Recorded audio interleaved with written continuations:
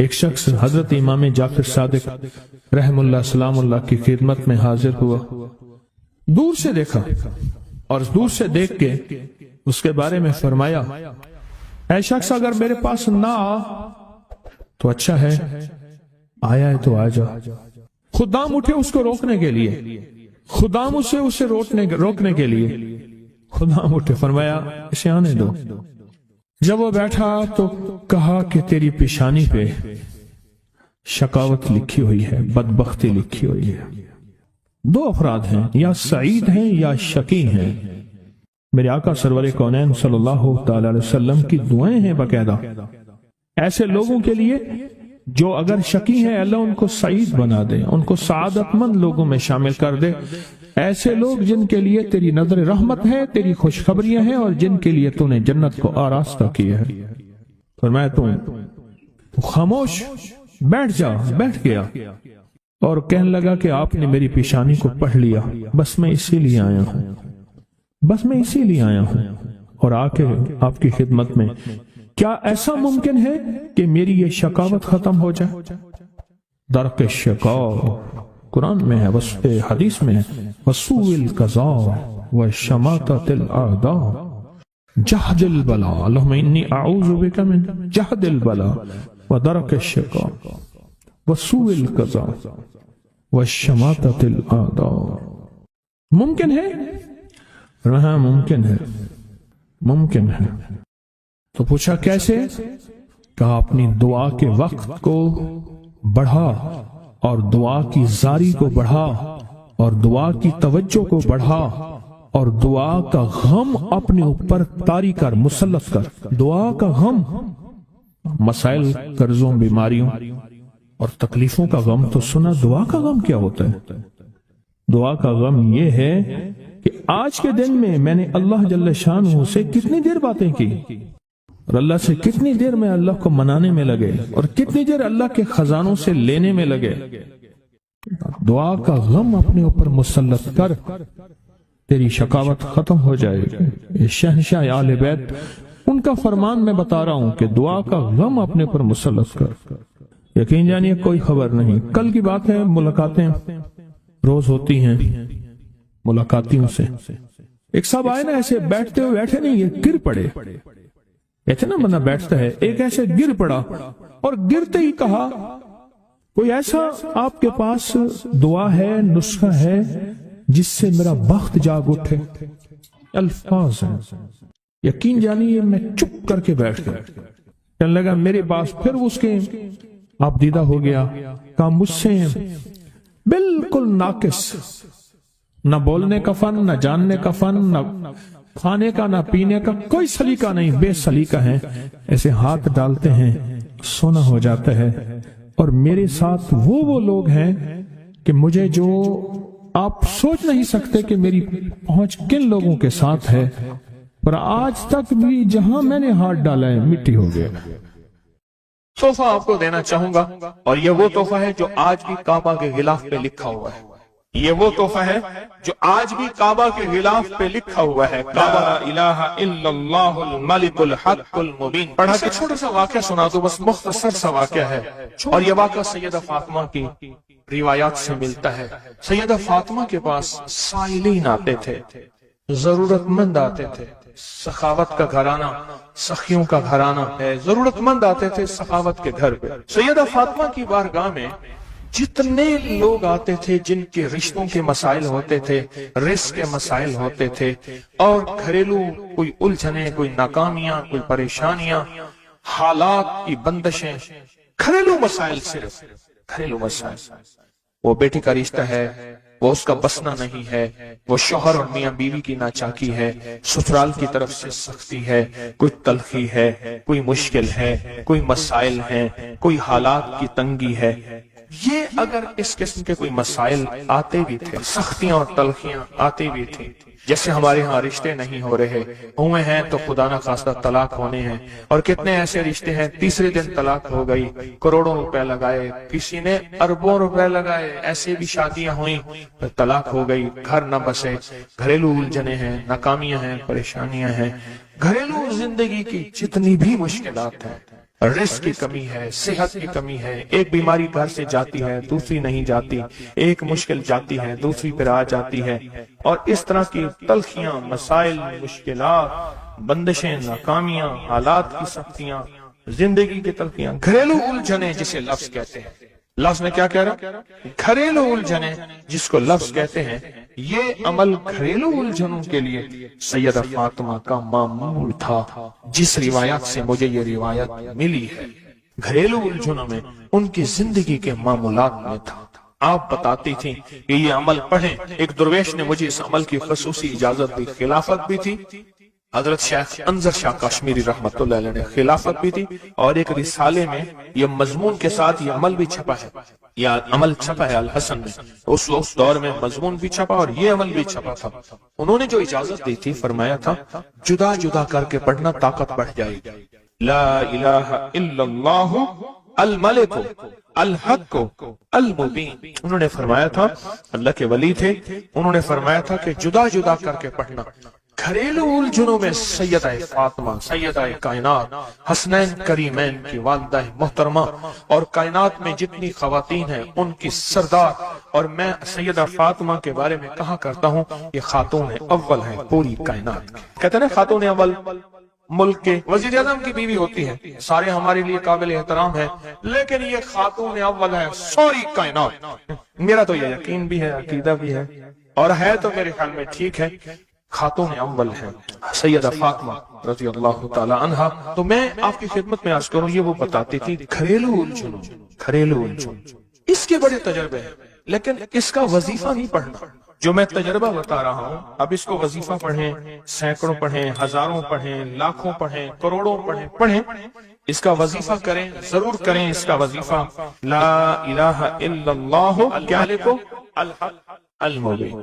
इसको जुदा जुदा करके मुझे जिस दुर्वेश ने इजाजत दी थी, इसको पढ़ना नहीं है, इसको तसव्वुर से लिखना है। ये जरा नुक्ता याद रखें, यहाँ जरा थोड़ी सी आपकी तवज्जो चाहिए। पढ़ेंगे तो लिखेंगे, लेकिन पढ़ने से मुराद इसकी तस्बीह, और इसकी तस्बीह हैं, किताबों में रिवायात है, वो आप कर सकते हैं।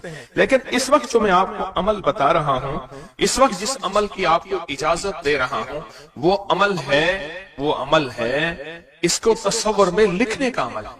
वो अमल मुझसे जरा थोड़ी सी तवज्जो से ले लें। आप जिस जिंदगी के घर के जिस मसले को हल करना चाहते हैं, उसके ऊपर तसव्वुर ही में इसको लिखें। चलो आप ऐसा करें, आपकी औलाद है, घर है, उसके ऊपर लिखें, जरा तसव्वुर में लिखें, ला इलाहा इल्लल्लाह अल मलिक अल हक अल मुबीन। अच्छा, ये तसव्वुर पहले थोड़ा कमजोर होगा, फिर एक वक्त आएगा ये तसव्वुर मजबूत से मजबूत तर होता जाएगा। ये तसव्वुर मजबूत से मजबूत तर होता जाएगा। थोड़ी सी तवज्जो की जरूरत है। आप जरा रुक गए हैं मेरी बात को। आप कहेंगे विर्द कराऊंगा, मैं नहीं कराऊंगा। आप कहेंगे तस्बीह बताऊंगा, मैं नहीं बताऊंगा। मुझे जो अमल जैसे मिला मैं तो मैं वैसे पहुंचाऊंगा। मुझे जो अमानत जैसे मिली मैं वैसे पहुंचाऊंगा, मैं नहीं बताऊंगा। आप कहेंगे लिख के हम आटे में गूंद दे, मैं कहूंगा नहीं। आप कहेंगे लिख के बोतल में पी ले, मैं कहूंगा नहीं। जो मिला है मैं फिर वजाहत करूं।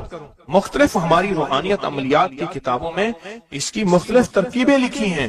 जो मुझे तरकीब मिली है मैं वो आपकी खिदमत में अर्ज करूंगा। और वो इक्सीर है और तीर है, और तीर भी ऐसा है कि बेखता तीर है, निशाना है, जबरदस्त निशान, कमाल चीज। इसको सिर्फ 3 बार लिखना है। अब लिखने की तरकीब मैं बताता हूं, आसान बिल्कुल। आपने खप लिया, अब आसान बताता हूं। ये देखें, आपने एक काम करें, सिर्फ इसको पहले लिखा हुआ देख के अपनी आंखों में समो लें। समो के इसकी आपके पास आंखों में बन जाएगी स्टैंप, मोहर। इस स्टैंप को वहीं स्टेप कर बहुत काम ही बताऊंगा। देखें, कलम से लिखने में बड़ी देर लगती है। मोहरें बना बना के मोहरें लगाते जाओ, मोहरें लगाते जाओ। मुश्किल है कोई? इस नक्श को पहले अपनी आंखों में समोएं, दिल में समोएं। बहुत ताकतवर नक्श है, काबा के गिलाफ पे लिखा हुआ है और इसकी बड़ी ताकत है। अल मलिक अल हक अल मुबीन।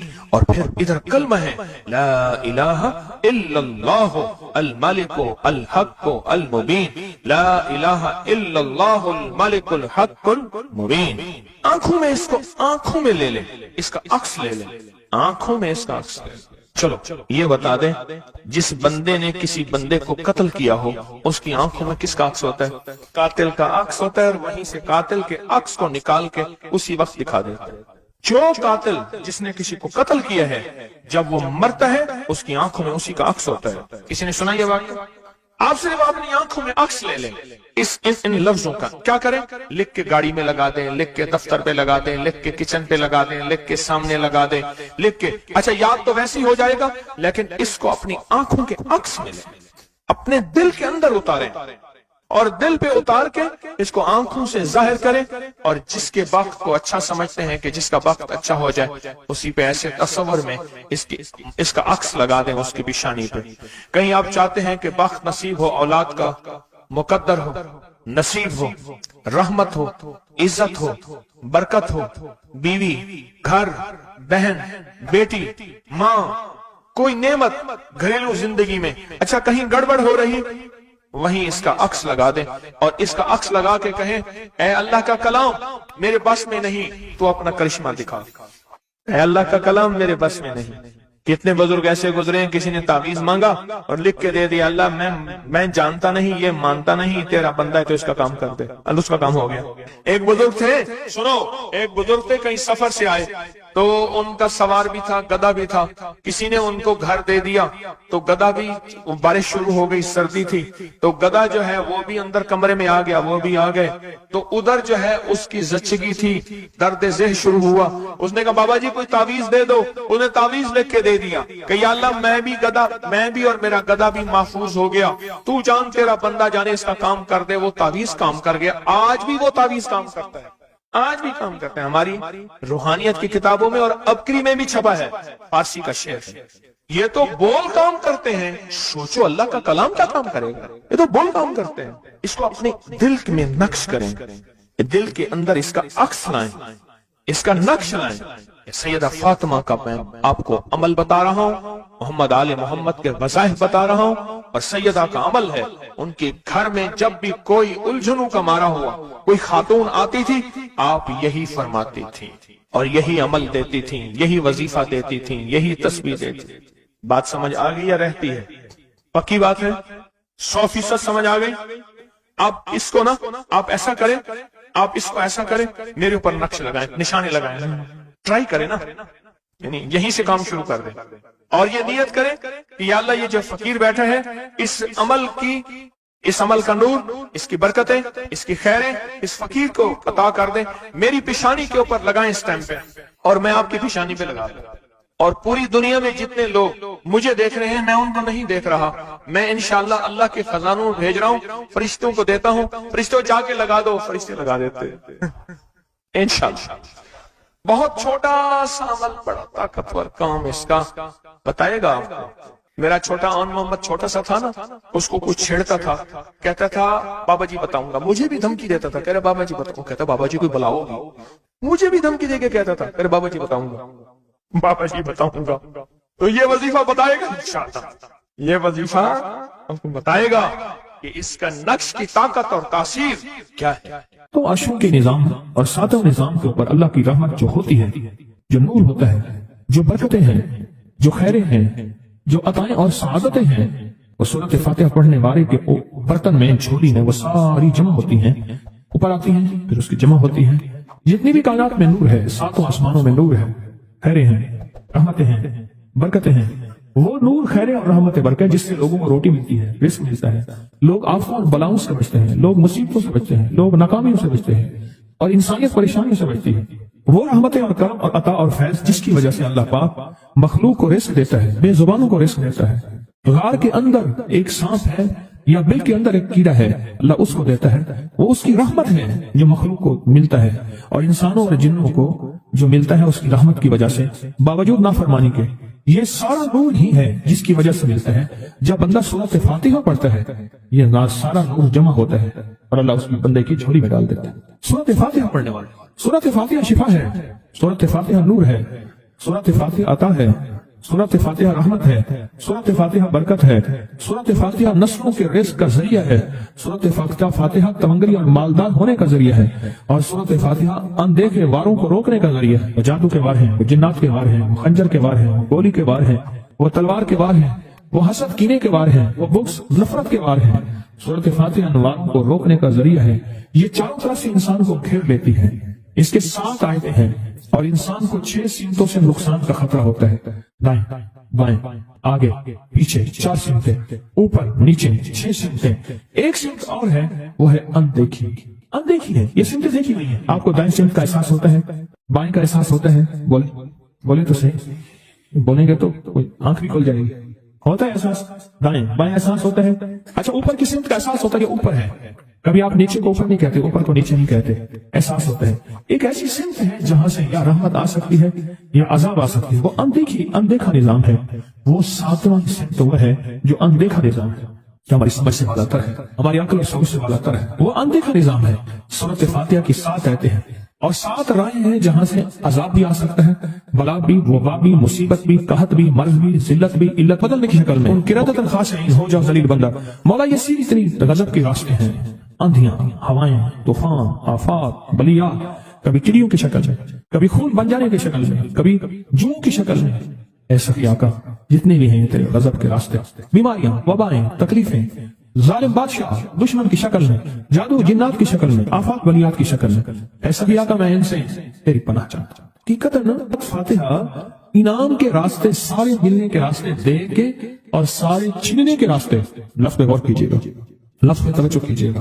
ملنے کے سارے راستے اور چھننے کے سارے راستے، ملنے کے سارے راستے کھل جاتے ہیں اور چھننے کے سارے راستے بند ہو جاتے ہیں۔ چھننے کے سارے راستے، یہ غضب سے مراد چھن گیا، غضب نعمت چھن گئی، عطا چھن گئی، رحمت چھن گئی، اولاد چھن گئی، رزق چھن گیا، عزت چھن گئی، صحت چھن گئی، بصارت چھن گئی، گردہ جگر چھن گیا، دل کی تکلیف دل چھن گیا، حالات میری زندگی میں گردش ایام، میری زندگی سے سکھ سکون چین راحت، یہ سب چھننا، یہ سب چھننا یہ غضب ہے، اور سب ملنا یہ نعمت ہے۔ جب سورۃ فاتحہ پڑھ رہا ہے وہ انعامات کے دروازے کھلوا رہا ہے اس کی شان کریمی سے، وہ انعامات کے دروازے کھلوا رہا ہے اس کی عطاؤں سے، وہ انعامات کے دروازے کھلا رہا ہے اس کی برکت سے اور خزانے سے۔